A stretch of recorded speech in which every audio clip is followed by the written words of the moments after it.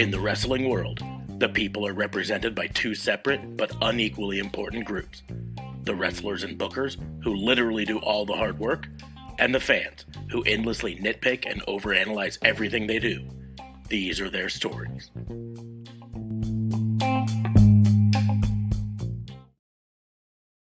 Hey! It's Warhorse, and you need to shut your mouth, open your eyes, and clean out your ears, because it's time to listen to the Raw and Order podcast. That's right, they're bringing you the best in all that meaty podcasty goodness in one, what is it, an hour? Two? Who cares? Who gives a shit? You need to listen to it right now, or else Warhorse is gonna, I don't know, roll your ass! Welcome to another episode of Raw and Order, the Wrestling Booking Unit, the only wrestling podcast on the planet that's honest about the fact that we nitpick and overanalyze pro wrestling. I am your host, Detective Mark Smarks, and I'm joined, as always, by my partner in crime fighting, District Attorney Vincent Kayfabe. What's going on, man? How are you? Oh, tired. Really. Yeah. Very, very tired. Watched the wrestling, though, this week. And There was plenty to watch. There always is. Soon to be more. Next weekend, actually. Yeah. Another big weekend coming up. Next weekend is Collision. And the following weekend is Forbidden Door. And Collision. Because, Collision's every weekend now. I think AEW is learning something, though. And something that WWE learned a long time ago. And that is live wrestling TV shows on Saturday nights are difficult to get attendance regularly. Yeah. It's a tough night. It's simply a tough night.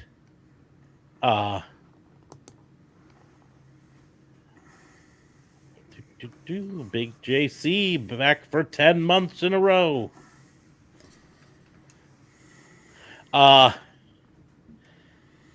It's tough because if you're a family man like me, Saturday night, convince your wife to go to a wrestling show.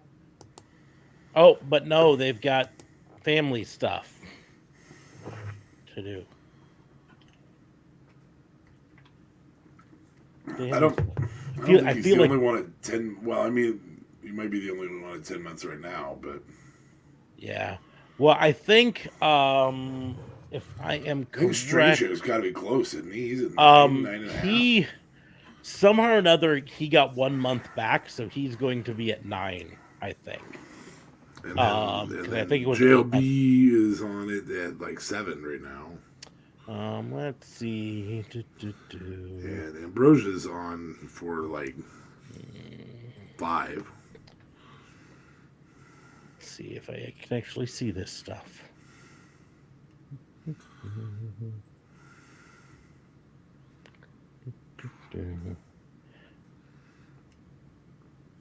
Anyways, it's just tough. Like if you're a family person, it's really tough to justify taking time out and canceling other plans to go to a wrestling show on a Saturday night. Now, I'll be honest, for me personally, it's actually easier for me to go to a Saturday night wrestling show versus a Wednesday night wrestling show for live.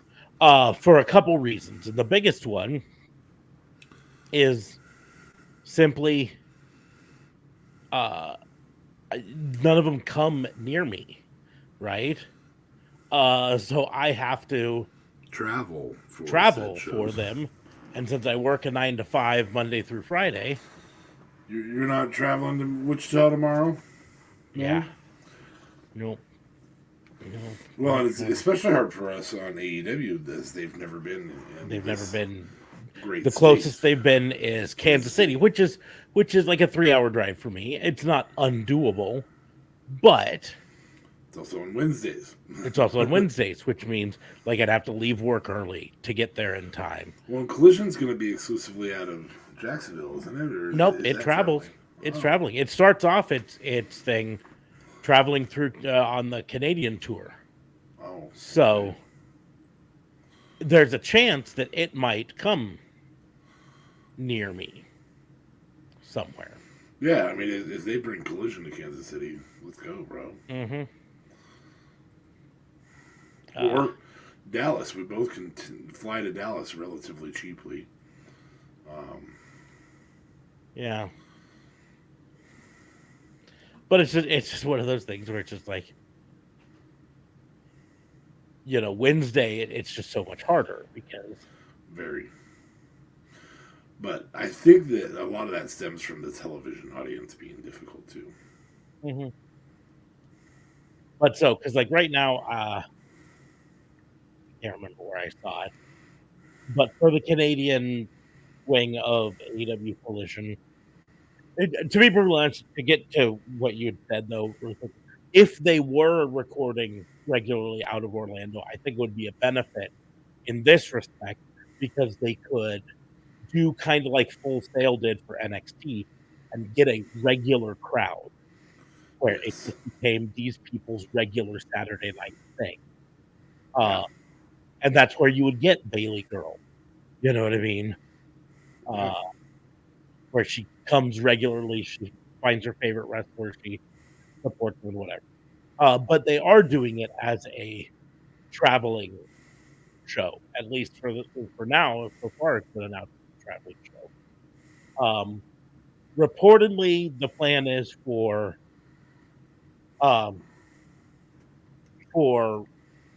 Ring of Honor to record, for AEW Rampage to record after Dynamite, and for Ring of Honor to record after Collision. So you go to it, you're going to get a 3-hour show, 4-hour show. Yeah. But I don't know. It's just like right now, the most recent thing I saw looked like Hamilton. Can't remember where it was. I almost commented on it, and then I chose not to. One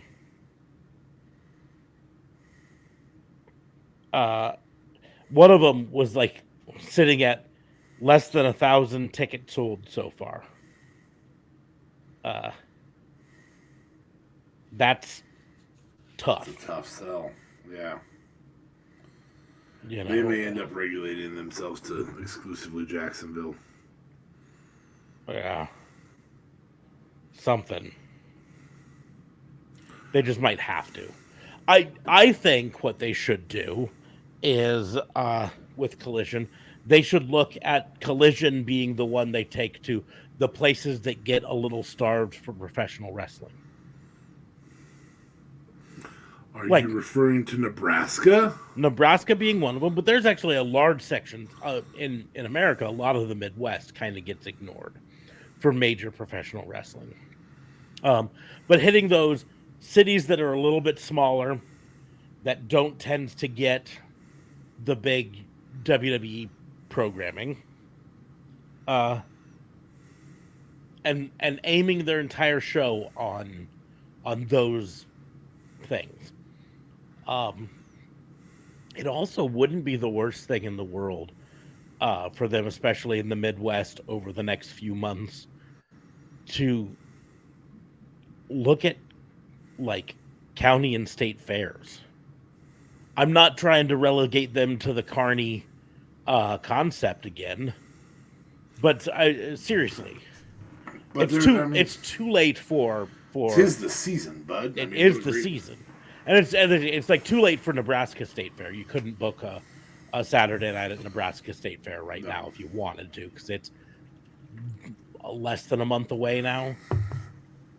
Nebraska State Fair is in September, bud. It's in September? I always thought it was in July. But still. You have to assume that they have concerts already booked for those events. Yeah, they probably do, but... I must have been thinking. No, I'm thinking Buffalo County Fair is where I was thinking. Yeah, in July. That's in July. That's in July. Yeah. That's what I was getting confused on. But I mean, you could easily, if you hit a state fair in the Midwest, fill a 6,000 seat arena for a show with a bunch of rednecks who may not be the most familiar with wrestling, but are starved for entertainment on a Saturday night. Hog Wild did not do good at the gate because there was no gate. Mm-hmm.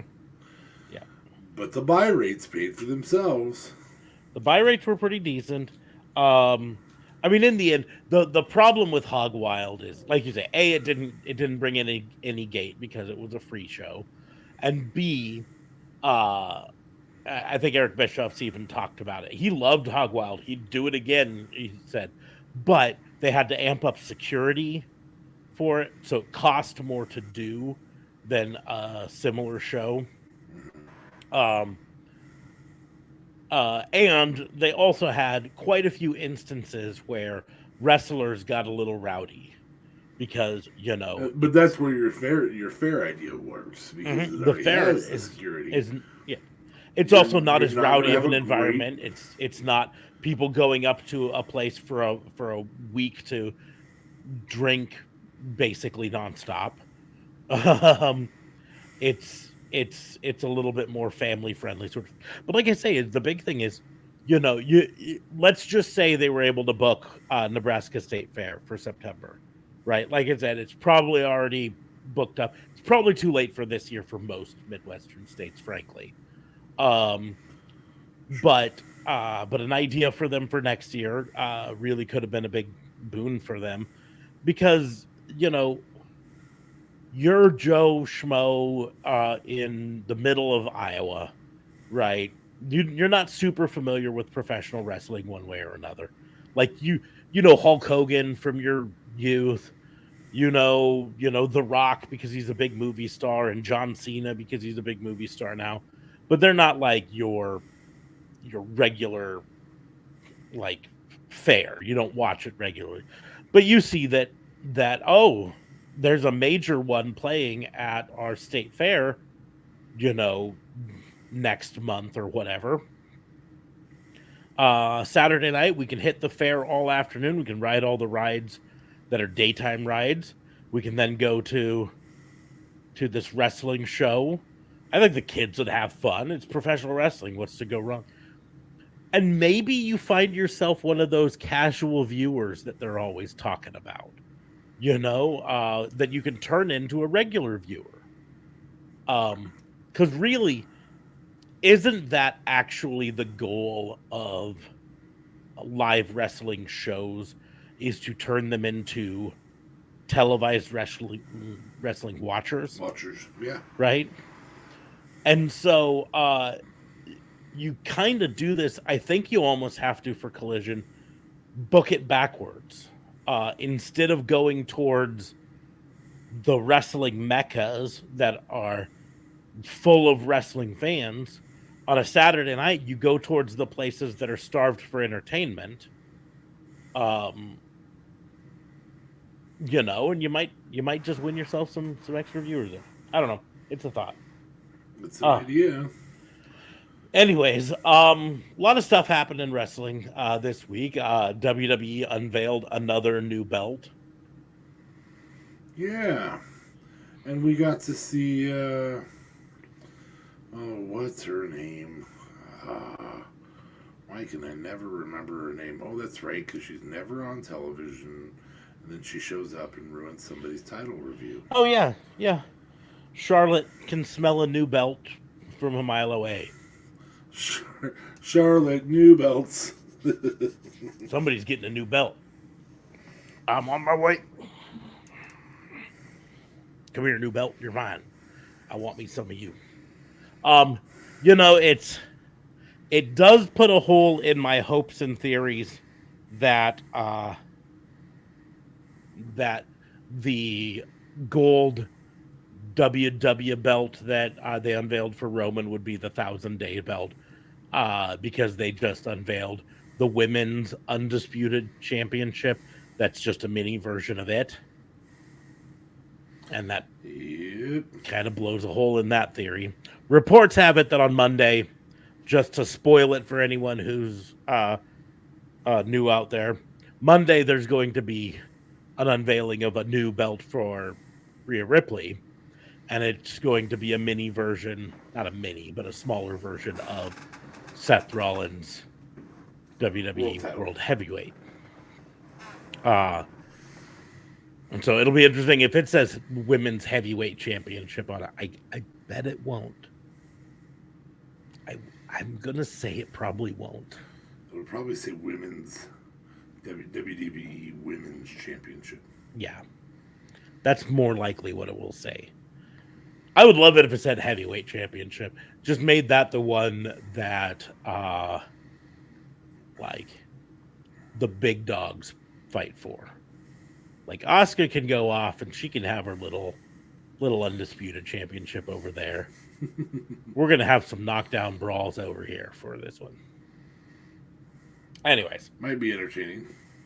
But that was on SmackDown. Another big thing happened on SmackDown that we'll kind of get to, involving championships. But first, let's talk about Raw. Raw started out with Seth Rollins coming out, and I'm pretty sure they've just gone like babyface for him. They understand the crowd sings along with him.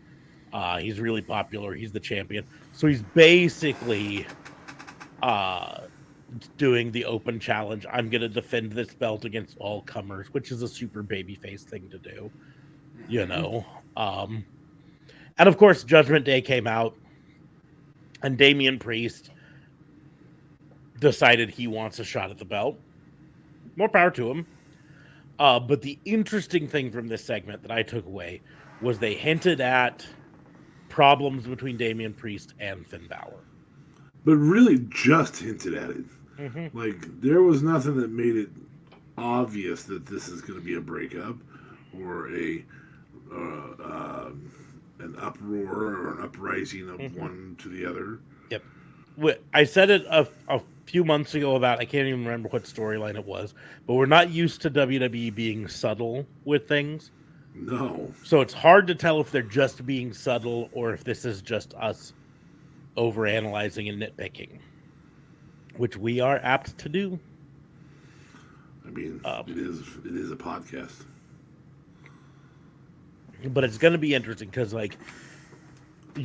Seth Rollins said something about, if you want a shot at this belt, maybe you can do it without your little puppies here or whatever he called them, referring to Finn Balor. Pardon me, sorry. And Finn Balor started to give this big rebuttal of, no, you don't get to dictate what we do or whatever. And Damian Priest shut him down and said, no, it's fine. I accept.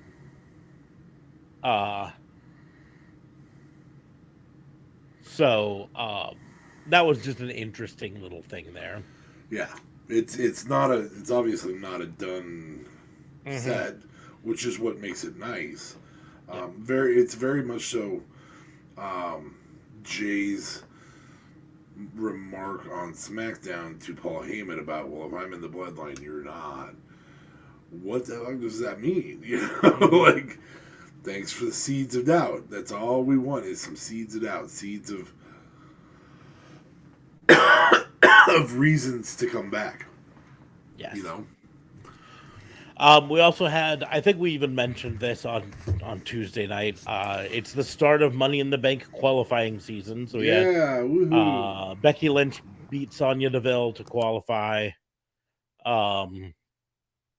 Later in the night, you had other qualifying matches as well. Kevin Owens, my favorite moment of the night was Kevin Owens challenging Gunther. Because he's just he's almost like a cartoon character now who's just angry all the time. And anytime someone steps to him, he's like, yep, nope, we're going to fight now. Let's go. But Gunther got the win, of course, with shenanigans, right? We got to see Ronda Rousey and Shayna Baszler face off against the newly called up Caden Carter and Katana Chance. On the Kevin Owens Gunther thing, that is where most of us will accept shenanigans in that style. I would prefer had it not been a roll up. I would prefer there was a finisher move done, but I think most people would accept shenanigans to protect a guy like Kevin Owens from a loss. When we don't like it is when it's Dominic. Well, the thing is, shenanigans work when it's a heel group. Yes. And that worked really well here. Shenanigans don't work so well when it's just like random bad guy. You know what I mean? Yeah. I don't have a problem with roll-ups. I think roll-ups are fine. You know, roll-ups win almost every Greco-Roman actual wrestling match in the world. You know what I mean? Yeah, and that's fair, but and so I think we poo-poo them because we're so used to the big finishers. But I think part of what makes finishers feel special is when they're a little rarer, right?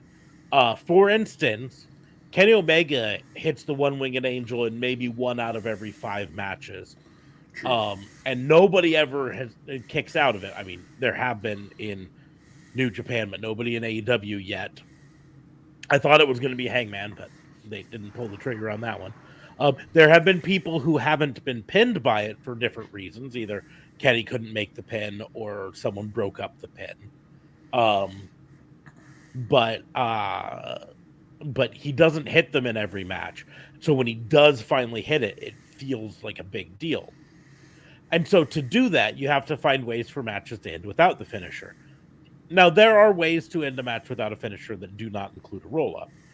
And I appreciate when they come up with different ones. Submission finishers, finishes to matches that involve a big move that's not a finish move. You know what I mean? Like Omega's V Trigger, for example. Like Omega's V Trigger. Or 7 of them. Mm-hmm. You know, so I mean, there are ways to do it that aren't a roll up per se. But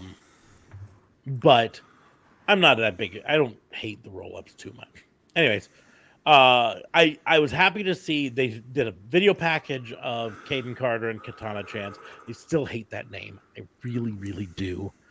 I understand why they did it because they want to be able to trademark something, and Casey Catanzaro is her real name. Yeah, unfortunately, Katana Chance was mispronounced by a ring announcer this week.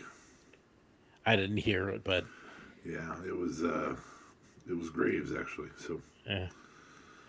But I still think it's a dumb name, but whatever. Yeah. I know they what they're going with it, and I know why they did it. And it's Old Man Yells at Cloud now to complain about WWE names. But it was nice to see they had a big promo package before the match, and then the match was actually competitive.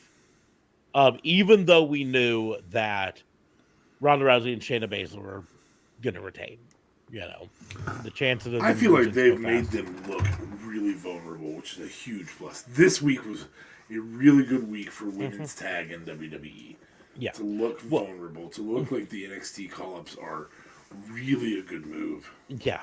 And just from a standpoint of, here are two people who are tag specialists. That's all they've really done in NXT was tag. Versus two single stars who are really good friends and decided to be a tag team together. It also showed two single stars who are MMA big move stars versus two smaller, faster, wrestling based high flyers. You know what I mean? Which really made for some unique, like, a lot of really unique counters and derivatives from saving each other. Yeah. But of course, Shayna Baszler and Ronda Rousey won. Yes. We'll hear more about them when we get to SmackDown in a bit. Ricochet versus Shinsuke Nakamura was the men's Money in the Bank qualifying match. And this was a fun one, but of course, it went to a no contest because Bronson Reed came in because he's angry that he didn't qualify last week. And this wasn't a qualifying because they had both made it in. Bronson Reed still interfered.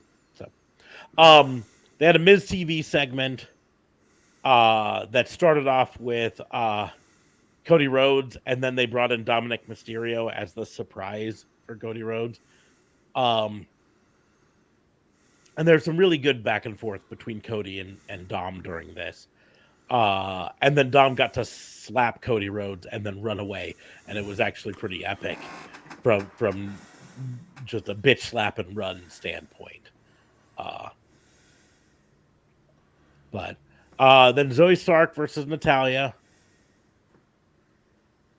I think I went to the bathroom during this. It was a good match, though. There was moments where you're like, oh, Zoe's doing what a submission specialist does, like Natalya. Really quickly, I just noticed Squash was chatting with us while I was there.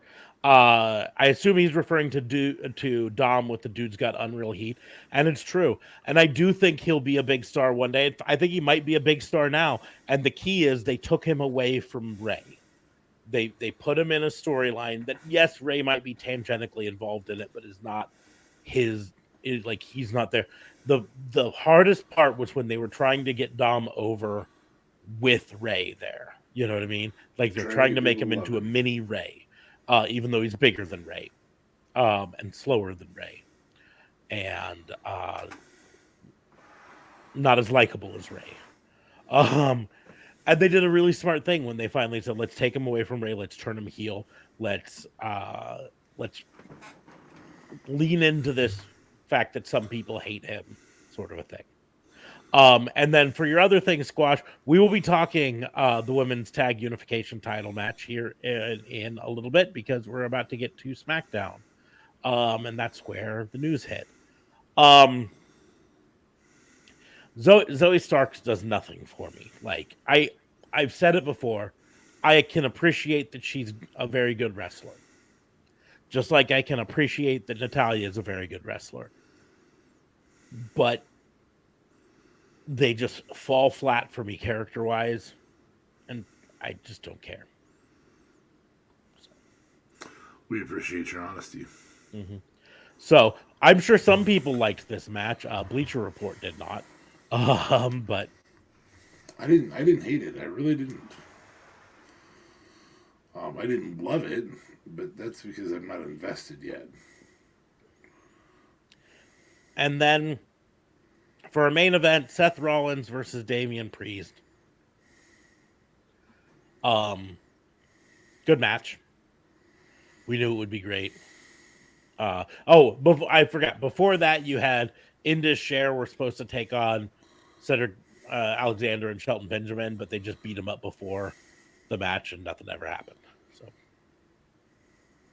but the match between Damian Priest and Seth Rollins, it really was a fairly competitive match, but it of course featured Finn Balor trying to sneak in and interfere, but Seth Rollins was able to stop it before it happened, and was able to then hit the stomp on Damian Priest and get the win there. Yes, Squash. We were talking about them teasing the breakup, but they're really, really subtle with it, and I'm liking that there. And yes, Damian is coming into his own. I was a fan of his in Ring of Honor as Punishment Martinez, but he's kind of a perfect example of what happens when you get a big contract that includes access to one of the best workout facilities in America, if not the world, versus when you're an indie star signed to a small promotion that barely pays you. Because he's transformed his body. Yes. Absolutely transformed it. Well, yeah. It's amazing the difference in nutrition when you have a nutritionist make your meals, and then you're going, "Do I have enough bread to make and like you say, jelly for the whole week?" Just having access to that. I mean, we've seen footage of the Performance Center workout facility that they have. Yes. They've got another one in Hartford, at WWE headquarters, and every signed WWE wrestler can use them whenever they're in the area, right?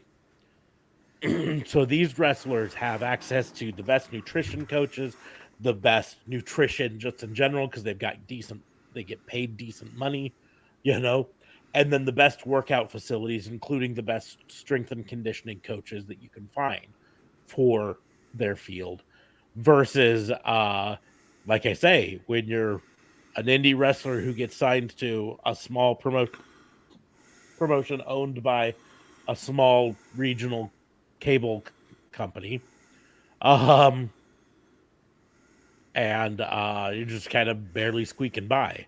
You're eating mac and cheese or fast food a lot of There's the time. nothing wrong with mac and cheese. We're not dogging on mac and cheese. We love mac Nothing. and cheese. It's just low on the nutrition scale.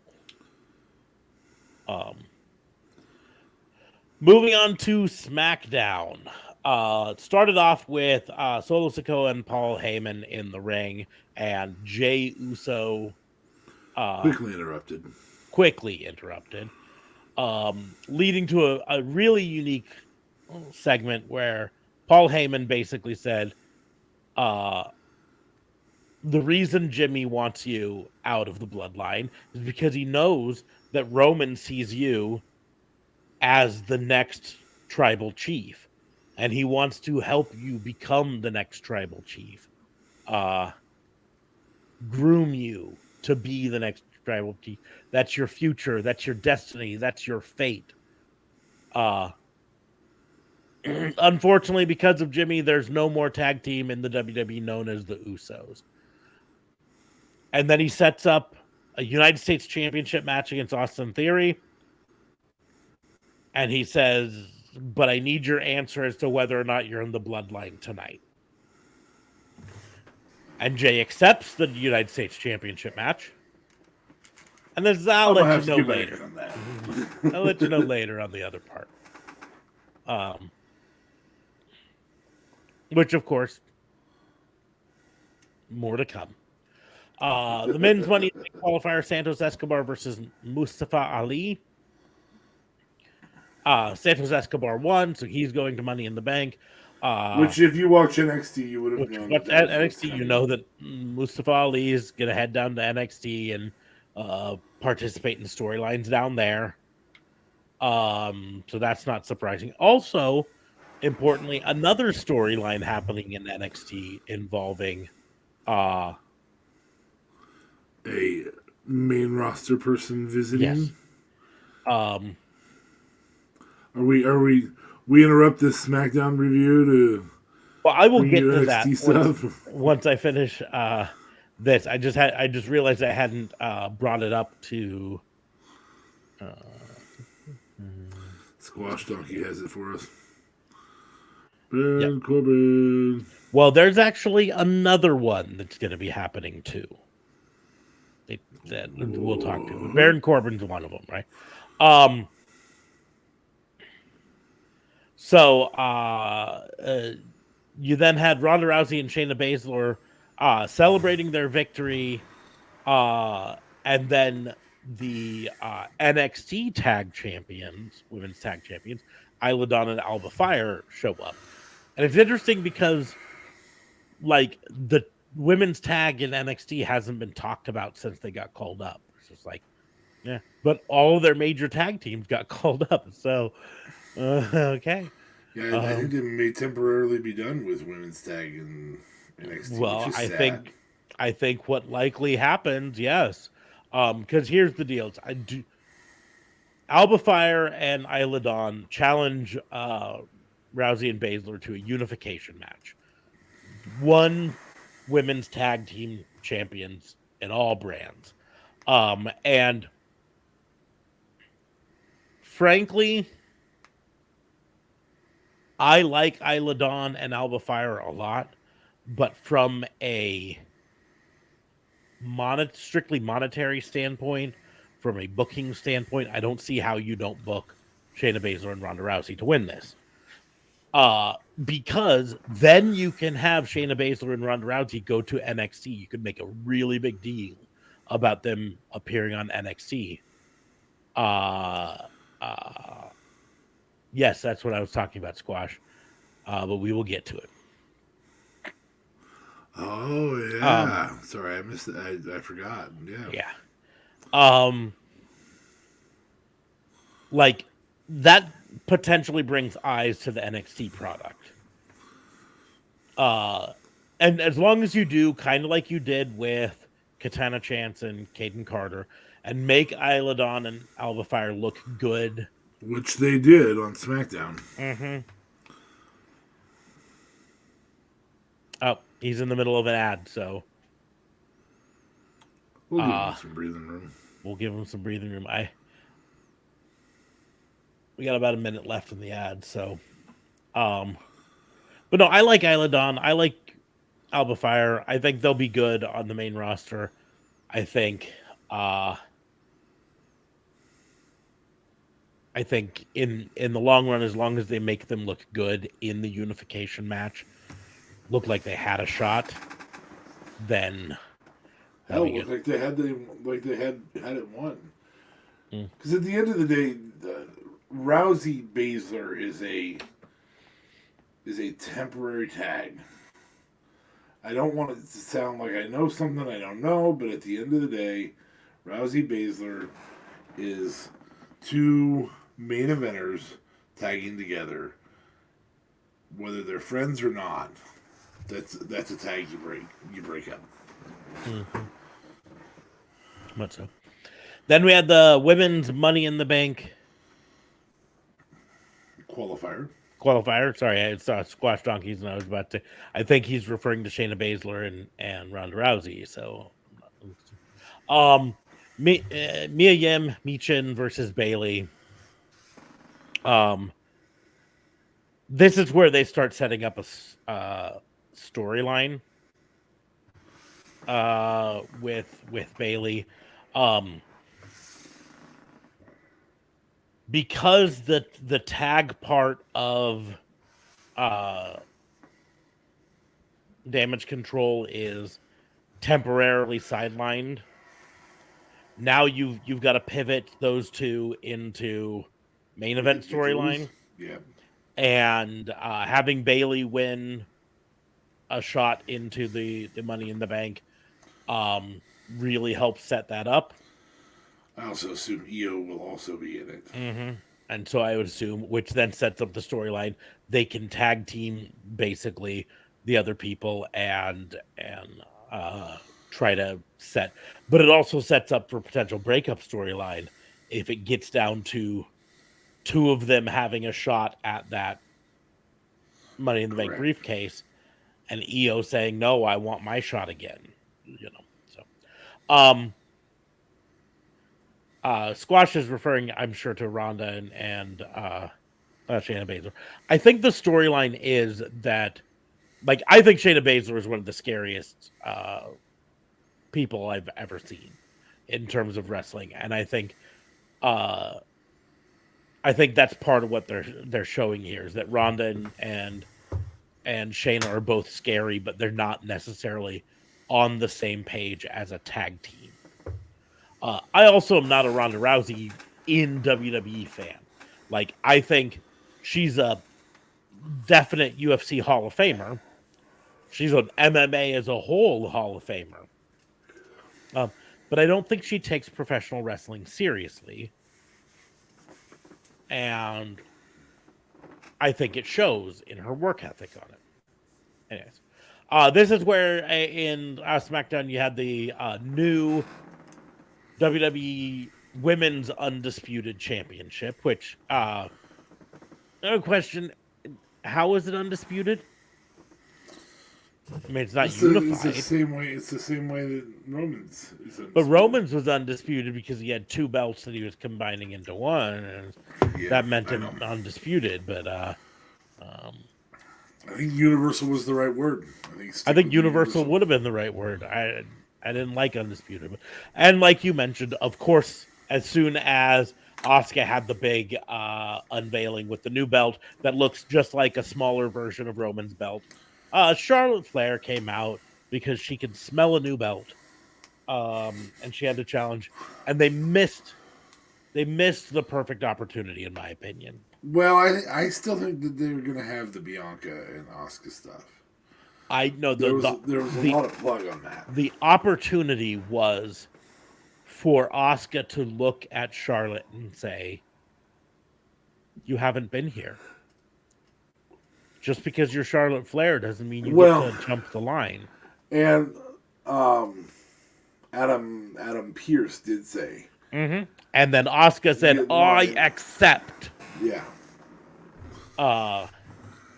I don't know why I just gave Asuka kind of a British accent. Yeah, well, kind of just snuck out on me. So it's okay, Pippo chap.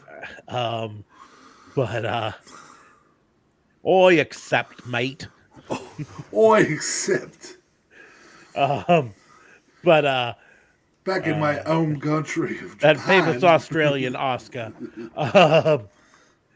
But I would have liked for just once someone to say to Charlotte, "Listen, I know you're Charlotte Flair, you're the queen, but you haven't been here for months, so you're at the back of the line. So if you want a shot at this, you either have to get yourself in Money in the Bank, or you have to beat some people again, because your record starts at 0 right now." But they didn't. Asuka just accepted it, so now we're going to have that match. Now, like you said, I do think they're going to Bianca versus Asuka again. Although Bianca's technically a Raw superstar. Yeah, but she wanted a shot at that, and Pierce left the night saying, "I promise I'll make it up to you. You're going to get your shot." I think maybe that's Bianca Rhea. Who knows? I think it's at Rhea. I think that's what it's probably going to be. But anyways, men's Money in the Bank qualifying match, Butch versus Baron Corbin. Of course, we mentioned NXT. Baron Corbin's heading down to NXT to do a tour of duty down there. So Butch, of course, got the victory here. Really and to beat up. I wasn't expecting Butch over Baron Corbin. I really did expect Baron Corbin to win. But Baron Corbin versus Carmelo Hayes is coming up. So yeah, I think it's a good storyline to tell. Baron Corbin's redemption is going back to his roots. Is based in NXT. That's not a bad based move. in NXT, finding himself again in NXT. It worked for Apollo. Mm-hmm. What I think happened is they tested the waters with Mandy and with Finn, and both of those went over well. Mm-hmm. And the returns to the one's return to the main roster went over well, and Apollo's return to the main roster initially went over well. Yeah, they just need to. Apollo's one of those ones that it's just so tough because he's so fucking talented, and yet, yeah. They can't seem to land on a character that's either not racist or shows him off. You know what I mean? It's like... Yeah, I don't think you're going to get the not racist part. Yeah, that's the tough thing. But, like, his character right now is effectively back to the smiling black man character. And I really would like something to come up that's different. But... Women's Money in the Bank ladder match qualifying Shotzi versus Io Sky ended with Io Sky winning.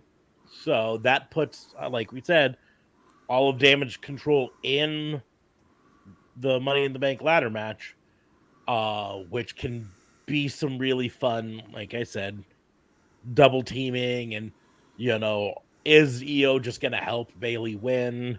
Is EO going to turn on Bailey in the end to try to win herself? And then what would be our main event of the night? Austin Theory defending the U.S. title versus Jey Uso.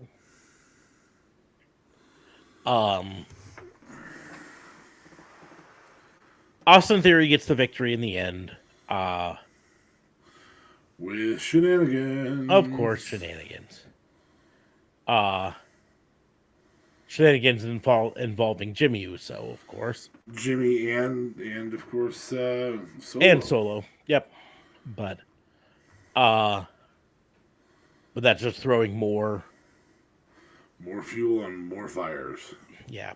It did have the visual pin where the ref took one of the weakest ref bumps ever. And of course they're made of glass, so he was out. And Jay was able to deliver the top rope splash and get a visual pin. I think the audience counted up to like 6. Pretty Deadly interfered on behalf of Theory because apparently they're all a group now. Yeah. Jimmy Uso made the save. Solo tried to interrupt. They all fought. Jay accidentally ate a super kick. Theory hit the A-Town down and got the win. I think he hit the A-Town down. I can't remember. Yes. He got the win one way or another, so. NXT, this is what we're going to talk about. We don't normally talk too much NXT on here. But Ilya Dragunov stood up to Baron Corbin. So Dragunov is challenging him to a number 1 contenders match for the NXT Championship. Diamond Mine versus Schism. I wasn't even sure Diamond Mine still really existed since almost all of the people in it, aside from the Creed brothers, had left, but anyways, to bring to Squash Donkey's thing, he at one point said he would have really liked to see the Creed brothers brought up. And this is where I will disagree with Squash. I don't think the Creed brothers are ready yet. And more specifically, I've said it before. I think it's Julius Creed, but I'm not sure. I can't really tell them apart. I can tell them apart in terms they don't look that similar physically. I just don't know which one's which. That's what I should say. But one of them does that top rope cannonball to the outside that is going to tear an ACL or an MCL someday. You're obsessed. Because the way he lands on that thing, if someone does not catch him 100%, he lands in a way his legs cannot compress anymore. And that's how those knee injuries happen. Could be a meniscus. Could be a meniscus, but it's going to be something. And on top of that, like, they've got good chemistry and everything. Their characters, again, I think I've said it before, they look like generic creator wrestlers from WWE 2K21. They haven't developed a character other than we're the Creed brothers. Ivy Nile is fine. She's not ready for main roster, but she's fine. And then, of course, Schism had Rip Fowler and Jagger Reed, a.k.a. the Grizzled Young Veterans, who are still under WWE contract, but have have said their contract expires in October and they are planning on leaving. So the only thing I can think of is that WWE might be throwing some accolades their way to try to convince them to stay. Yeah. You had a returning Blair Davenport versus Danny Palmer. Good match. Mm-hmm. And I always love to see Blair Davenport again. Yep. Baron Corbin versus Trick Williams ended with Corbin defeating Trick Williams.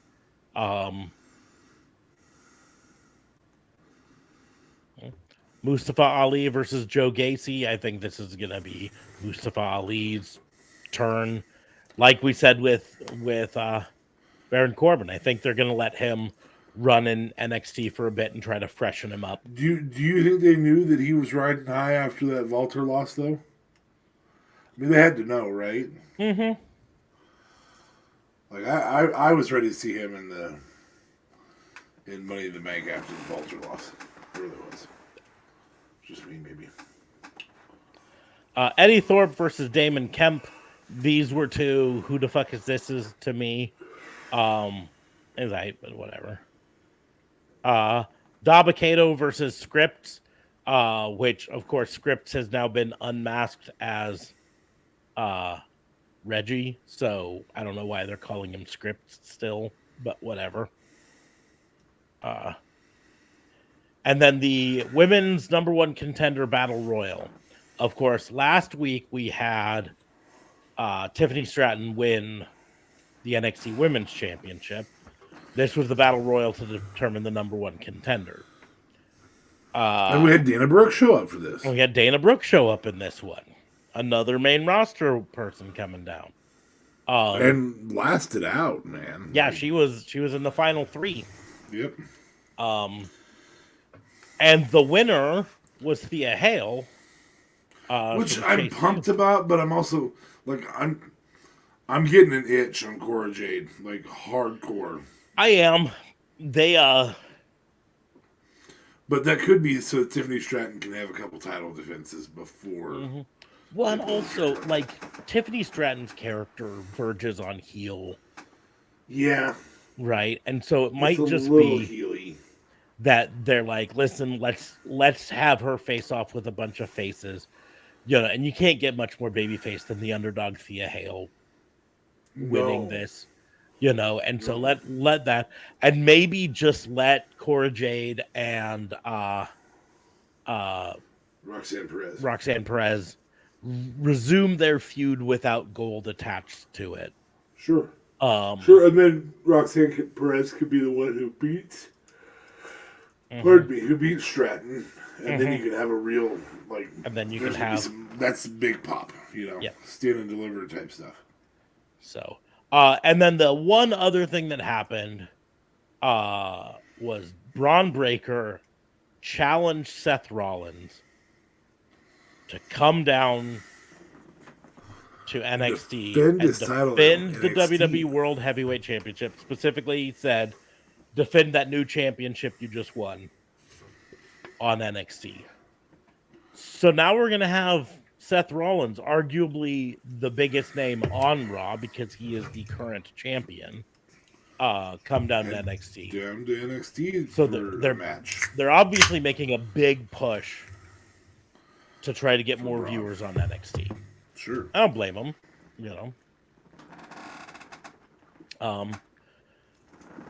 Last week ever for us to just have 2 AEW shows to talk about.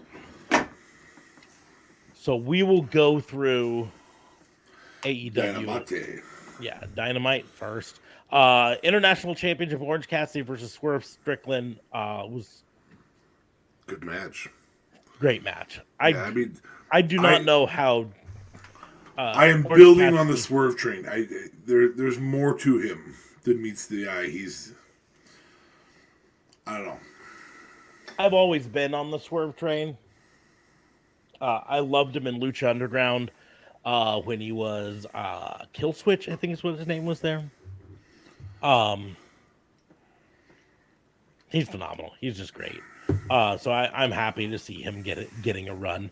I do not understand how Orange Cassidy can just keep putting out bangers. Banger after banger after banger after banger. Try sleeping with your hands in your pockets. You'll be amazed at the difference it makes. It's just like I don't have pockets when I sleep. Well, get some. I could put my hands in my pants, but there you go. Then I just inadvertently play with myself, and that leads to less sleep. Inadvertently? Inadvertently. Maintain doubt. Whoops, there's a penis in my hand. Oops, looks like I'm jerking off again. I don't know how this keeps happening. What are you doing? I was just trying to sleep, doing what Orange Cassidy does. I'm trying to sleep, and suddenly I'm jerking off. I don't know what's going on. So, just every match is good. Yeah. He hasn't in this international championship run ever since he won the All Atlantic Championship. There hasn't been a match that I've been like, on. Like every one of them has been good, right? There have been some that have been great and some that have just been good, but it's just constant. Now, when you have an opponent like Swerve, it's not hard to put on a good match. That dude can hit some phenomenal things. That back kick that he does, the hook kick where he's jumping through and comes back with it, looks so nasty every time. I love there's some psychology in this one. And I mean psychology not in terms of psychology in the match itself, but psychology towards the viewers, because of course the storyline they've been telling is that Orange Cassidy just keeps having these matches and he just keeps getting beat up and somehow or another squeaking out a victory out of him. And so he's got his hand taped up because he can't deliver the orange punch because they keep attacking his hand. And now he had KT tape on his back and his neck because they keep attacking his back. And of course, the commentators are just like, that KT tape just serves as a target for the opponent. It serves as a target for our eyes to look at that and then see him get hit in the back and go, oh man, he's never gonna come back from that. Boy, that's tough. You might get hurt there. Yep.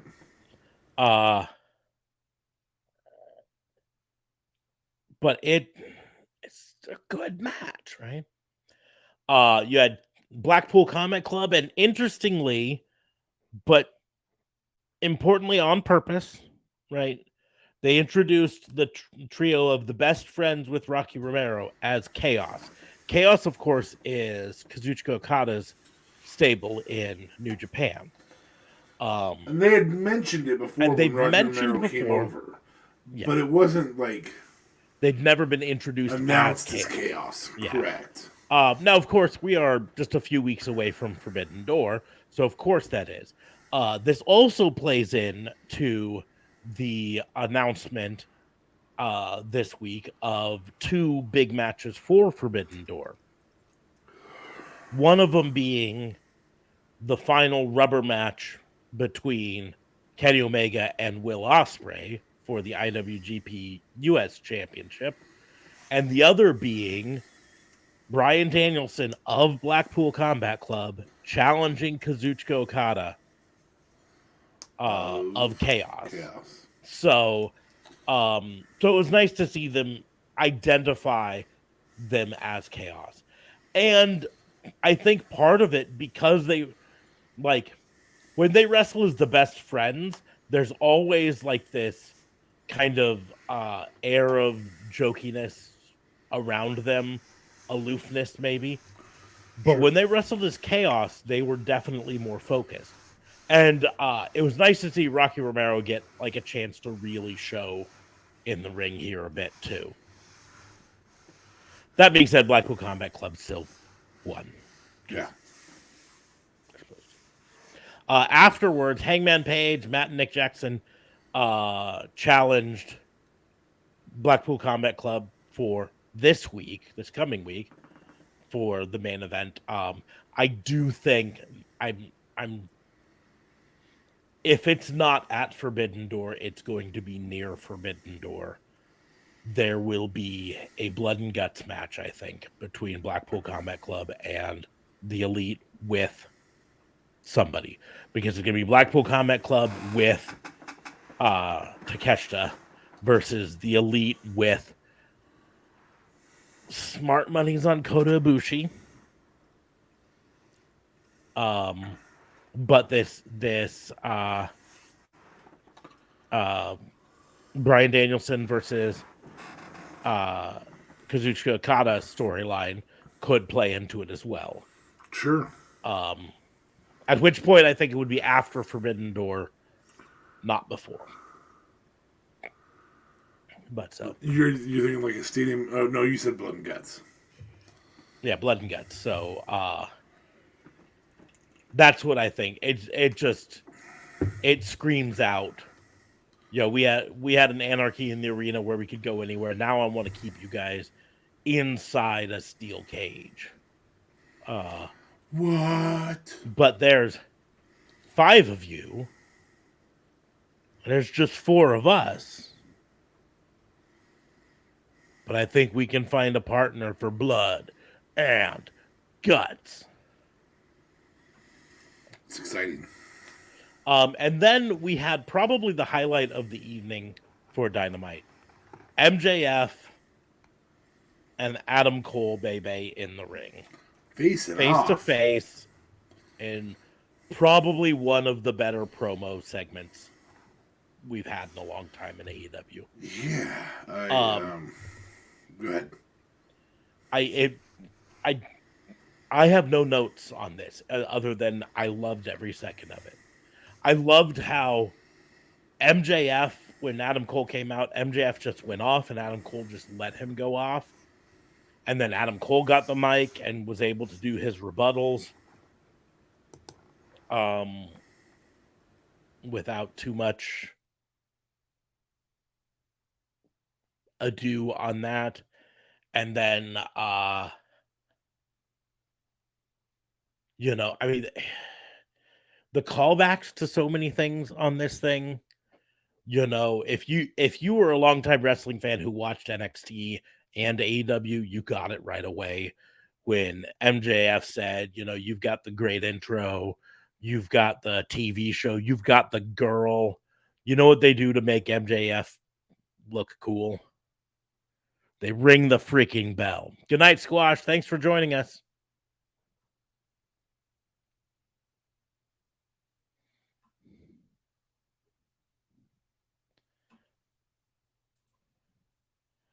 Are you there? I think we lost Fabe again. Must have bad connection on the go one. Yeah. Oh. Oh, maybe. We'll see if I echo here. Echo? No echo. No echo. Arg. Gar, Steve. Gar, Peter.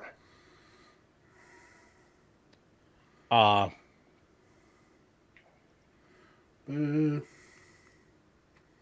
even called out Vince McMahon at one point. Oh, there's the echo.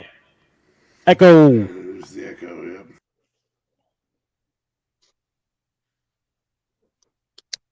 All right. Anyways, but so we called out Vince McMahon at one point during it.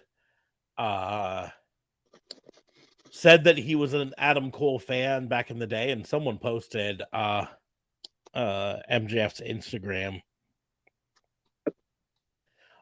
from like 10 years ago. And sure enough, there's a post from 10 years ago of MJF talking about his favorite wrestlers at the time. And until I realized that Vince was right. Instagram doesn't have a really good way to scroll back really far on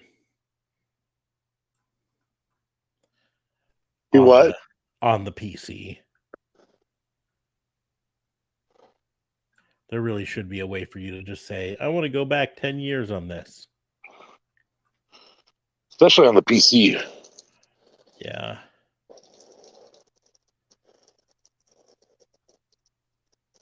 I think I'm finally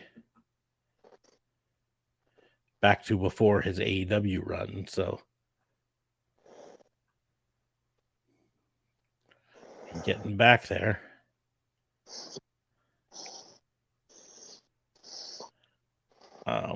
But anyways, it was just a great segment, just all around great segment. Yeah, here we go.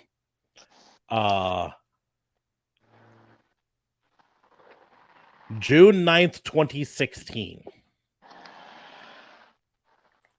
June 9th, 2016, MJF shared this photo.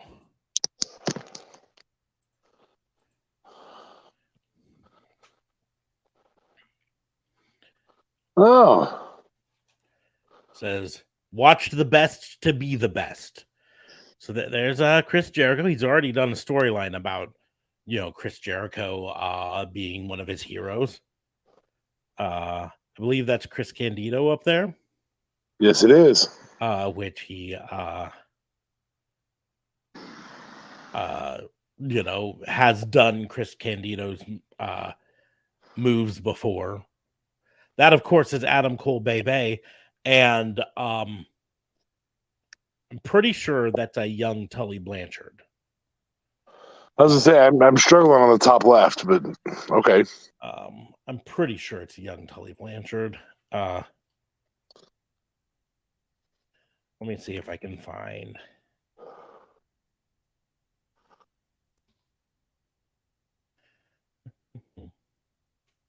See if I can find that picture. Yep, that's a young Tully Blanchard. Cool. All right.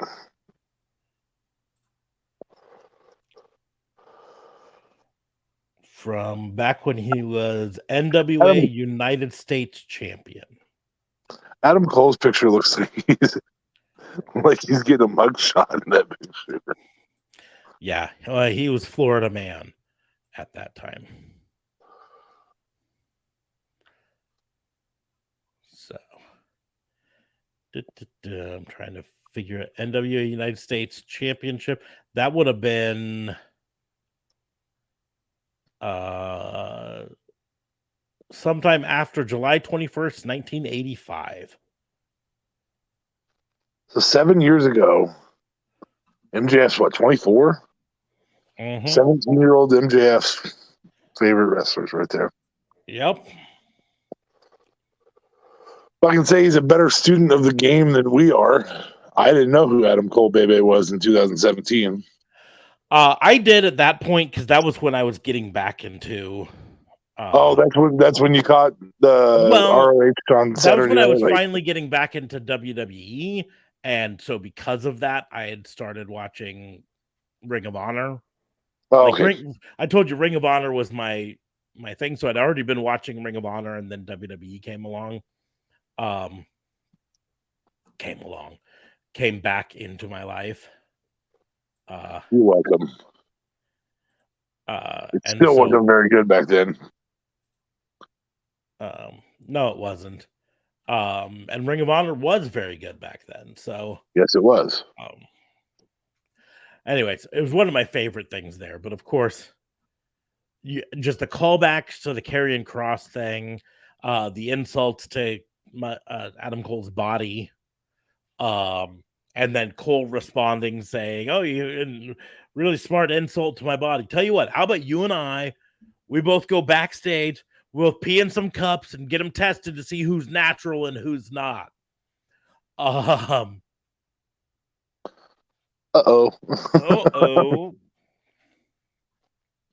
Moving on, though, we had Jungle Boy Jack Perry and Hook versus Preston Vance and Dralistico.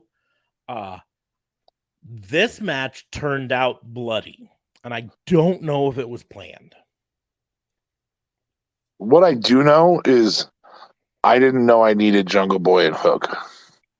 It's kind of and every week they prove more and more that I need Jungle Boy and Hook. Well, I was all in on Hookhausen. And then they only let him do one match. And so I was kind of expecting that to be Hook's new kind of gimmick. I feel like Tony Khan's struggling to place Danhausen. I think there was a little of that, and then Danhausen's injury didn't help. The tough thing with Danhausen, this is the line you have to walk with him, is you have to understand that he's a comedy wrestler until, right? So you kind of have to treat him just like Orange Cassidy.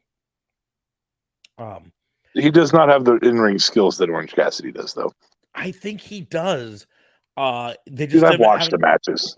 I have watched them as well, but here's the I've also actually watched matches pre Very Nice, Very Evil Danhausen when he wrestled as Donovan Danhausen.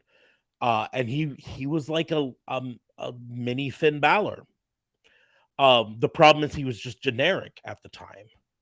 And then he came up with this gimmick, and the gimmick is that the gimmick is effectively the demon, right? But done to a bigger extreme, where he's this like goofy whatever character until things get pulled out. And we saw it get pulled out. He had his one big match in AEW.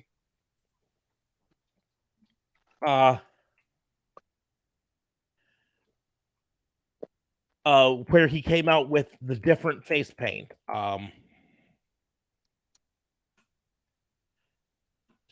trying to remember what match it was.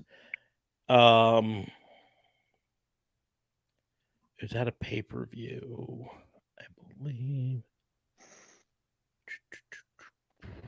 But he came out with a different face paint.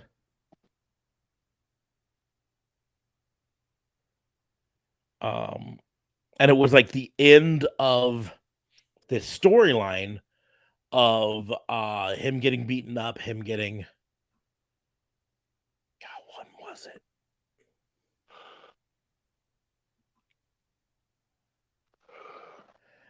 And that's when he wrestles as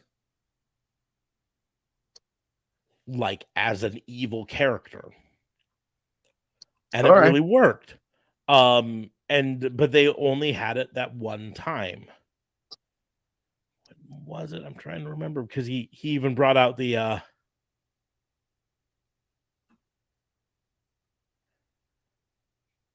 jar of teeth for that. Oh, I do remember that.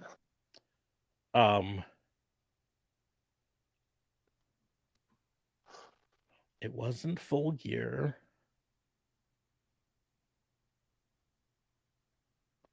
Or was it? Was it Full Gear?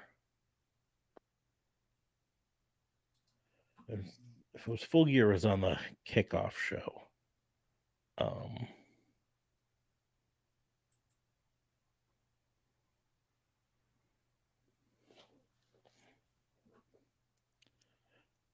But the whole thing is, like I said, he's got this whole thing where he's this goofy comedy character until he flips the switch, and then he's vicious and nasty. And he looks good in this. I think it was Full Gear. It was a 4-on-4, no, 5-on-5 match. With QT Marshall, the Factory, versus the Best Friends. Okay. Yep, I remember. Yep. And he came out for it. Excuse me, I got to shift. I spent a lot of money on this stupid chair, and it actually kind of sucks. Frankly, I'm sorry. It's not the most comfortable chair. Anyways, but he showed off some wrestling. But of course, this was a 5-on-5 match, so he wasn't able to really show a lot on it. And I think it was supposed to be the start of something. But then a few months later, he goes out injured, tears his rotator cuff. and so he's out with rotator cuff surgery, and he'll be out for probably a few more months. It's probably getting relatively close, but like, because I had rotator cuff surgery, it looks like it was early March when he tore his shoulder. But like, it's 6 to 10 months recovery, even for some of the best athletes. I was not a best athlete, but I also had a job where I didn't need my shoulder to be good. So I could recover to 60% and be back at work and be fine, Yeah. He's going to have to recover a lot more before he's back in the ring. Anyways, Takeshita beat up some dude. And then Don Callis talked. And I went, because I don't like Don Callis. Then you had Chris Statlander. She's apparently going to follow the Orange Cassidy mold and just do a match every week. And this was versus Anna Jay. But it was a fun match. Statlander won. Retained. They also did a lot to build Taya Valkyrie in that segment. Mm-hmm. They're obviously putting her as a potential future challenger.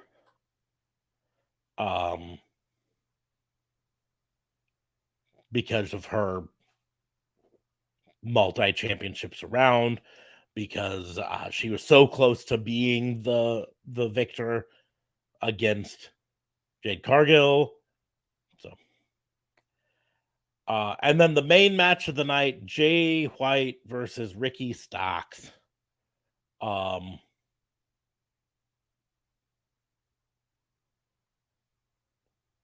thought it was a good match. I mean, it wasn't like anything groundbreaking. About the only problem I have is that this is just continuing and it doesn't seem to be breaking new ground. Right? But you don't, I mean, at certain points you have to do that. Yeah.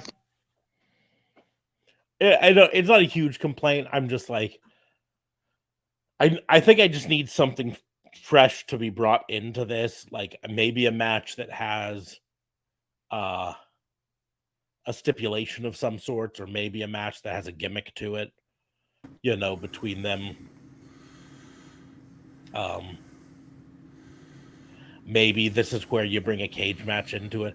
Maybe if you're going to be doing a blood and guts match in the near future, you just put Jay White and Ricky Starks in a double cage together and you let them go at it. I don't know. Could be. But, Rampage came along.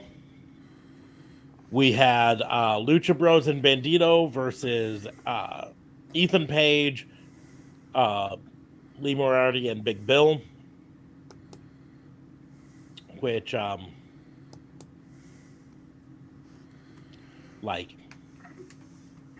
didn't understand why Ethan Page was with Lee Moriarty and Big Bill here, because his contract is now with the Hardys. But then they had Hardys come out afterwards and mess with Ethan Page, so I guess it makes sense in a way. I suppose. Powerhouse Hobbs came out and beat up a jobber. They're building him up again. This is what you do with big guys. Make them beat up little guys. The Acclaimed and Daddy Ass versus Spanish Announce Project. I don't think anyone's surprised that the Acclaimed and Daddy Ass won that. I think if there's any trios team currently in AEW that I can see them building up to eventually beat House of Black, it's the Acclaimed and Daddy Ass. You think so, huh? But I don't think they do it soon. I think the key you have to do is keep it out of ways. For multiple reasons. A, I think you have to establish House of Black as dominant for a while. So that the victory of the Acclaimed feels bigger. I also think you have to build House of Black up a little bit longer, just in general, because their start in AEW was so staggered, right? They'd start and then one of them would get injured, then they'd start and another one would be injured, and then two of them were out injured, and then one of them came back, and then the other one came back, and then you know what I mean? And so you're talking for House of Black. House of Black, yes. So giving them a little bit more time before you pull the titles off. Do you feel like Colton and Austin maybe need daddy ass back? No, because I don't think the Acclaim needs Billy Gunn. I think Billy Gunn needs the Acclaimed right now. Well, yeah. For relevancy. Here's the deal. I'm pretty sure Austin and Colton Gunn are going to be at least honorary members of Bullet Club Gold here soon. Because of the way they've had them helping JY out recently. And I think that's good in multiple standpoints. I think Bullet Club Gold, aka Bullet Club AEW, needs more members than just 2. I think Bullet Club as a group, just in general, needs to have about 4 to 5 members. A club, yeah. Yeah, has to have, yeah, exactly. That's just what its formula was always in New Japan.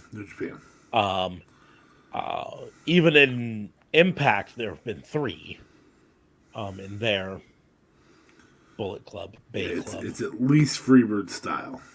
Mm-hmm. So, yet a fatal 4-way for the title shot.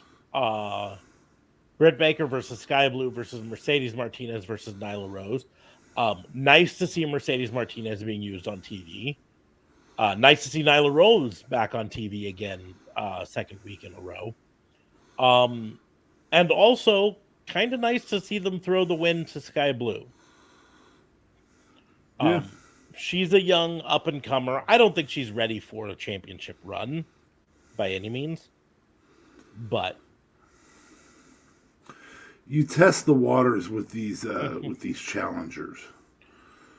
You find out a lot about where you want to go with a program.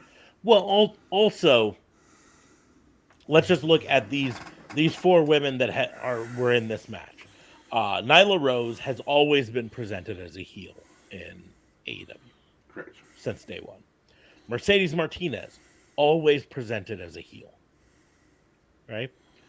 Britt Baker started off kind of babyface, then found her footing as a heel, and now is back to babyface again.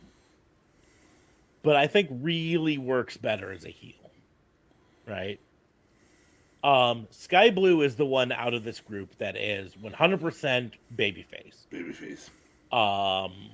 And so having her face off with the heel champion, Toni Storm, makes a lot of sense. You can tell a lot of babyface storyline with her. And then you can have her still lose look good in the loss because she stayed true to her honor while the other guys cheated. You know what I mean? Sure. I will say one thing, though. I'm a little sad with a change that Rampage has done recently. And I've noticed it over the last few weeks more and more. It bugs me.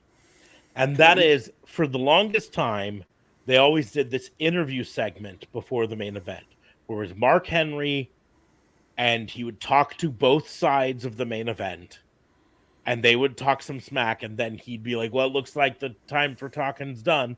It's time for the main event. And they've gotten rid of the talking part, and now it's just Mark Henry shows up to say it's time for the main event. I liked the talking part. And I liked Mark Henry's role in the talking part. You know what I mean? And now I'm just showing up saying it's time for the main event. Might as well make him be Michael Buffer and just have him be in the ring. Wrestling fans, it's time for the main event. give him his $100,000 and let him leave.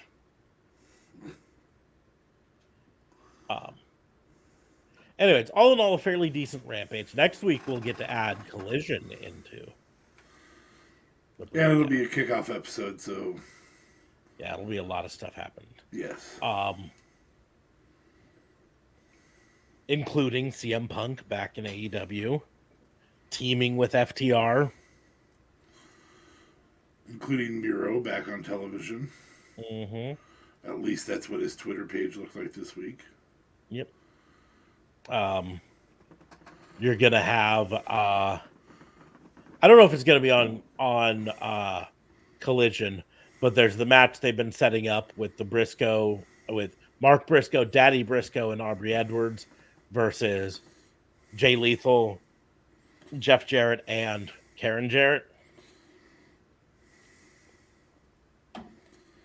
There's about 3 people in that match I could do without being in that match, and I'll let you decide which 3 they are. I mean, it's exciting to find out if Aubrey Edwards can go. It will be exciting. You know, referees often get almost as much training as actual wrestlers do. In fact, often referees started out as wrestlers in training before they got switched over to. But I had not, Brad Maddox. But I had not heard specifically of Aubrey Edwards getting a ton of wrestling training. So we'll see. It'll be interesting. I don't know exactly how keen I am on the idea of a referee being in a match. You know what I mean? Well, if she's ready to be a wrestler, that's a different story. Then you can take her out of the referee mode. That said, she's also your most beloved referee right now. Yeah. So that was the main event match for Collision. It's FTR and CM Punk versus Bullet Club Gold and Samoa Joe. So we got Samoa Joe back on AEW TV again too. So that'll be a big thing.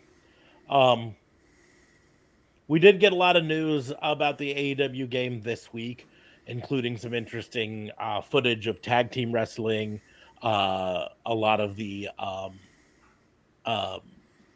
weaponry that you can use, intros for Sting, intros for someone else. I can't remember who else was on. And then kind of a neat little note that came out that I'm excited for, that they're doing something interesting with the Creator Wrestler in AEW Fight Forever.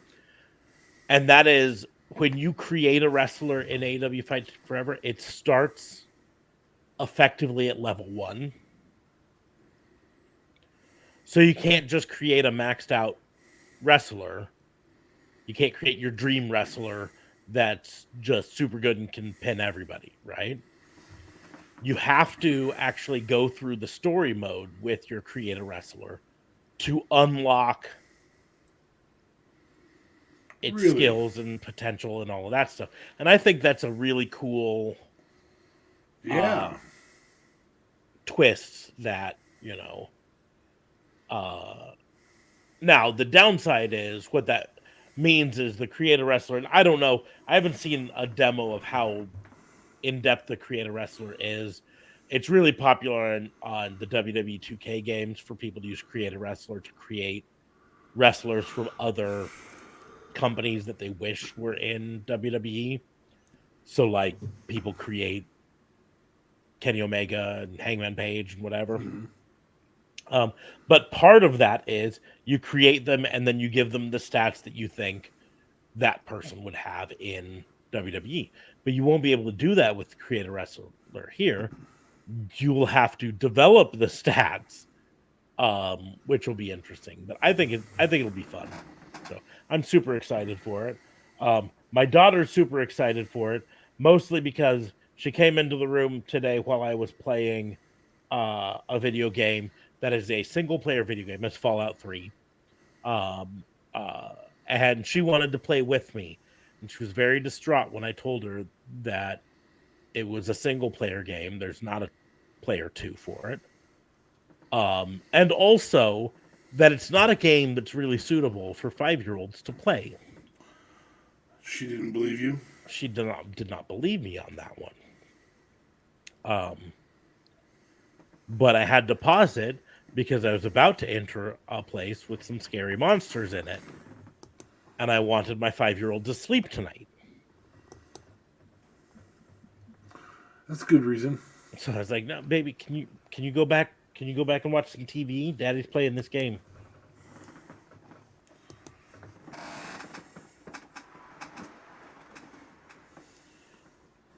Anywho, I'm okay with cutting this short tonight. We don't have a whole lot of live viewers. Squash Donkey went home. Yeah, Squash Donkey went to bed. No, it's fine. We can cut it short. I mean, we're not going that short. It's only about half an hour short. And we went long on the game night on Tuesday. And we'll probably go long again. But we covered a lot here. And we're going to go long, I'm sure, next week when we talk about Collision and talk about the go-home week before Forbidden Door. And well, I think you have the day off on Monday next week, don't you? Don't you guys have Juneteenth off? I would bet my money that we do not. I know I don't. Yeah. The company that I work for prides itself on not being closed on any day that is not a nationwide federal holiday. Oh, so they like... Yeah. We're super happy that we're open on Labor Day. Yeah. I mean, obviously Labor Day's one they're probably closed. Labor Day's one that we're closed. New Year's Day. We will be closed New Year's Day, but we're open New Year's Eve. I mean, we close in time for everyone to get home for New Year's Eve. So you have the big, let's see here, the big 5. Mm-hmm. New Year's, Christmas, Thanksgiving, Memorial Day, Labor Day. 4th of July, sorry, big 6. 4th of July, yep, big 6, those ones. And then that's about it. But literally in 40 years of this company being in business, there's only been one unscheduled day closed. There could be 3 feet of snow on the ground and they'd still expect us to make it into the office.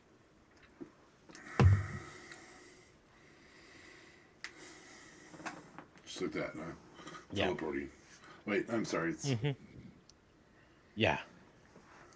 Gotta do that one. If any of you aren't Dragon Ball Z fans, sorry for the very obscure reference there. But now, if only they would let me work from home, which my computer is set up to be able to do, but official rules state that I can only do it if I test positive for COVID. Do they make you prove it? Yes. With their doctor. Weird. Yeah. They suck. But they pay for my entire insurance, so, you know. Well, that's better than I am. This is America. You got to take what you can get. This is America. America. But so they it's the weirdest thing. Like I just don't understand it. There was a day that my daycare was closed. I had to be at home with my daughter because there was no one else to watch my daughter. And I volunteered. I said, hey, I can work from home. My daughter's 5 now. She can like play on her tablet and watch TV and entertain herself pretty much the entire day. Like she is self-sufficient. You know what I mean? So I can do my job from home. And like, no, you have to take the whole day off. You could actually get work from me. Like, I want to do the work. But you're forcing me to take PTO just because you don't want to. I don't know. They have to pay for everyone who goes in that way. I don't know. Anyways, it's not worth it. Yeah. But we will go ahead and take this time to close the book on the wrestling booking. Had a lot of fun wrestling this week, and we'll have a lot of fun coming up. But make sure to like, share, and subscribe to the podcast to support us that way. If you're an Amazon Prime member, you can subscribe on Twitch for free. Great way to skip the ads, get access to those additional emoticons, reactions, whatever they're called. You can follow me on any of the social media at Raw and Order WBU. If I could put my finger where it's supposed to be, right there. That's pretty much anywhere. You can follow DA Fabe at DA Vincent Kayfabe. And Twitter. Just Twitter. But on that note, thank you all for joining us. We will see you soon. Bye.